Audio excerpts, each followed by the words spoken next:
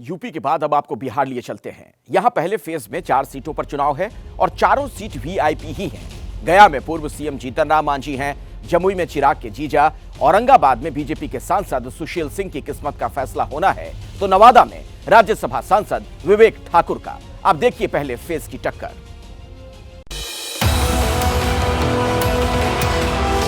बिहार में पहले चरण के चुनाव के लिए प्रधानमंत्री नरेंद्र मोदी ने 3 लोकसभा सीटों पर रैली की। सबसे पहले जमुई में प्रचार किया, फिर नवादा में और कल बिहार के गया में जीतन राम मांझी के लिए वोट मांगे।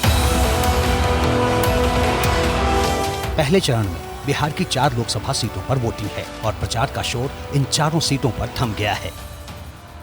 बिहार के पहले फेज में जिन प्रमुख उम्मीदवारों की किस्मत का फैसला होना है, उनमें से एक गया से बिहार के पूर्व मुख्यमंत्री जीतन राम मांझी शामिल है। मांझी एनडीए के उम्मीदवार है और उनका मुकाबला बिहार के पूर्व मंत्री और विधायक आरजेडी के कुमार सर्वजीत उनसे है। साल 2019 में यहां से जेडीयू के उम्मीदवार ने जीत दर्ज की थी। 2019 में एनडीए को गया में 4,67,000 वोट मिले थे। तब महागठबंधन के उम्मीदवार रहे जीतन राम मांझी को 3,14,000 वोट मिले थे। पहली बार जीतन राम मांझी एनडीए उम्मीदवार के तौर पर यहां से किस्मत आजमा रहे हैं। अबरी बार 400 पार का नारा दिया गया है और 400 पार क्यों होगा उसका भी कल वर्णन उन्होंने कर दिया। ये चुनाव जीतन मांझी का नहीं है, ये चुनाव नरेंद्र मोदी जी का है कि अब की बार 400 पार। नहीं, यही तो गलत है ना। मोदी को, माननीय देश के प्रधानमंत्री जी को ये कहना चाहिए कि जनता को कि मैंने काम किया है, मैंने इतने करोड़ युवाओं को रोजगार दिया है, मैंने ये काम बिहार में ये इंडस्ट्री लगा दी है, मैंने पलायन को रोक दिया है, मैंने टूरिज्म को बढ़ावा दिया। ये बोलिएगा कि मोदी के नाम पे वोट मांगिएगा। सर्वजीत आज वोट किस पे मांग रहा है? किसके नाम पर? अपने नाम पर। विकास के नाम पे, काम के नाम पे, काम के नाम पे मांग रहा है। नवादा में बीजेपी के विवेक ठाकुर की किस्मत का फैसला होना है। विवेक अभी राज्यसभा सांसद हैं और पहली बार लोकसभा का चुनाव लड़ रहे हैं। पीएम मोदी से लेकर यूपी के सीएम योगी आदित्यनाथ और बिहार के सीएम नीतीश कुमार भी विवेक ठाकुर के पक्ष में प्रचार कर चुके हैं। विवेक ठाकुर दावा कर रहे हैं कि जीत उन्हीं की होगी। आए थे यहाँ पे रैली करने, योगी जी भी आए। जनता का क्या मूड लग रहा है? जनता उफान पे है, बड़ा स्पष्ट है। इस बार 40 में 40 होगी और उसी दिशा में बढ़ेगा कि अब की बार 400 पार। किन मुद्दों पे आप चुनाव लड़ रहे हैं सर यहाँ पे? विकास, सकारात्मक राजनीति और विकास। देखिए, नवादा भी लालू यादव के उसी कालखंड का मारा हुआ है जो पूरा बिहार जिसमें मरा था, और यही चेष्टा हमारी है कि जो प्रधानमंत्री ने संकल्प लिया है कि एक विकसित नवादा की कल्पना के साथ और सकारात्मक सोच के साथ हम विकास की राजनीति में जाएंगे। विवेक ठाकुर के खिलाफ आरजेडी ने कुशवाहा जाति के श्रवण कुशवाहा को उम्मीदवार बना रखा है।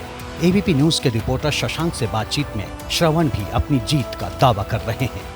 राजबल्लभ के परिवार के सदस्य को यहाँ पे टिकट मिलता रहा। उनकी पत्नी 2019 में विभा देवी लड़ी थी। इस बार टिकट नहीं मिला उनके परिवार के सदस्य को, तो उनके भाई विनोद यादव निर्दलीय लड़ रहे हैं और आरजेडी के 2 विधायक उनका समर्थन कर रहे हैं। तो आप मान रहे हैं कि ये मामला त्रिकोणीय हो रहा है? देखिए, ये आंधी तूफान नहीं, सुनामी है भाई तेजस्वी जी की, और इसमें किसी के नहीं चलने वाले। आप पूरे नवादा घूम के देख लिए, कहीं किसी से कोई मुकाबला नहीं है। श्रवण कुशवाहा को इस सीट पर पार्टी की गुटबाजी का सामना करना पड़ रहा है, लेकिन उनके लिए तेजस्वी यादव ने इलाके में ताबड़तोड़ रैलियां कर माहौल बनाने की कोशिश की है। नवादा में आरजेडी के नेता राजबल्लभ यादव का परिवार पार्टी से बगावत कर चुका है। राजबल्लभ के परिवार से विनोद यादव निर्दलीय मैदान में हैं, जिनका प्रचार इलाके के 2 आरजेडी विधायक कर रहे हैं। राजबल्लभ के परिवार की बगावत आरजेडी को नुकसान पहुंचा सकती है। इस सीट पर निर्दलीय उम्मीदवार और लोक गायक गुंजन सिंह भी किस्मत आजमा रहे हैं। गुंजन सिंह भूमिहार जाति के हैं और लोकल उम्मीदवार होने की बात कहकर वोट मांग रहे हैं।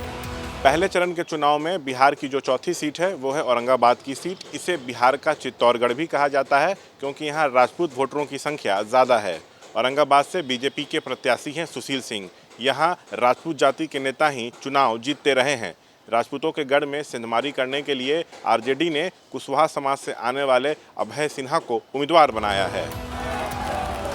तेजस्वी यादव अपने उम्मीदवार के लिए यहाँ ताबड़तोड़ रैलियां कर चुके हैं। जमुई सीट से 2 बार लगातार चिराग पासवान सांसद रह चुके हैं।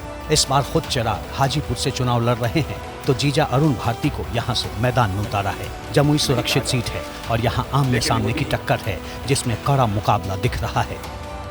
चिराग पासवान जो कि राष्ट्रीय अध्यक्ष हैं, वो खुद अपनी सीट हाजीपुर छोड़ करके अरुण भारती के समर्थन में प्रचार कर रहे हैं। चिराग पासवान अपनी सीट छोड़ करके आपके आए हैं, देर रात तक कार्यकर्ताओं से मीटिंग ले रहे हैं, इलाके अलग अलग इलाकों में घूम रहे हैं। क्या कुछ ट्रिकी लग रही है ये सीट? नहीं, ये सीट बिल्कुल ट्रिकी नहीं है। चिराग पासवान जी ने धरातल पे काम किया है। अर्चना रविदास को कितना बड़ा प्रतिद्वंदी आप मांग रहे हैं? क्या मान रहे हैं कि वो रेस में है? नहीं, मैं किसी को प्रतिद्वंदी नहीं मार रहा हूँ, मैं किसी का नाम नहीं लूँगा, लेकिन यहाँ कोई रेस में है ही नहीं, क्योंकि उनके पास दिखाने के लिए धरातल पे कोई काम नहीं है जिसके बेसिस पे वो जाके जनता से आशीर्वाद मांगे। पहले चरण के चुनाव के लिए बिहार में जमुई सीट भी हॉट सीट है। यहाँ से एलजेपी अध्यक्ष चिराग पासवान के जीजा अरुण भारती को एनडीए ने अपना उम्मीदवार बनाया है। पीएम मोदी ने भी अपनी पहली चुनावी रैली अरुण भारती के समर्थन में ही की थी। यहाँ से राष्ट्रीय जनता दल ने अरुण भारती के खिलाफ अर्चना रविदास को खड़ा किया है। अभय सिन्हा जेडीयू के विधायक रह चुके हैं। चुनाव लड़ने के लिए जेडीयू छोड़कर आरजेडी में शामिल हुए। इस सीट पर कड़ा मुकाबला दिख रहा है। 19 अप्रैल को इन चारों सीटों पर वोटिंग है। सबसे तेज नतीजे आप 4 जून को एबीपी न्यूज पर देख पाएंगे। जैसे ही घड़ी का काटा दोपहर 2:30 पे आए, बबीता जी का दिल सास बहू साजिश के लिए मचल जाए। और ये है इनकी बहू, पूरे दिन ऑफिस की टेंशन हो जाए गॉन जब ये करें अपना फेवरेट शो फ्री टाइम पे ऑन। इनकी तरह आप भी देखें अपना फेवरेट शो अपने टाइम पर और डाउनलोड कीजिए एबीपी लाइव ऐप अपने स्मार्ट टीवी पर।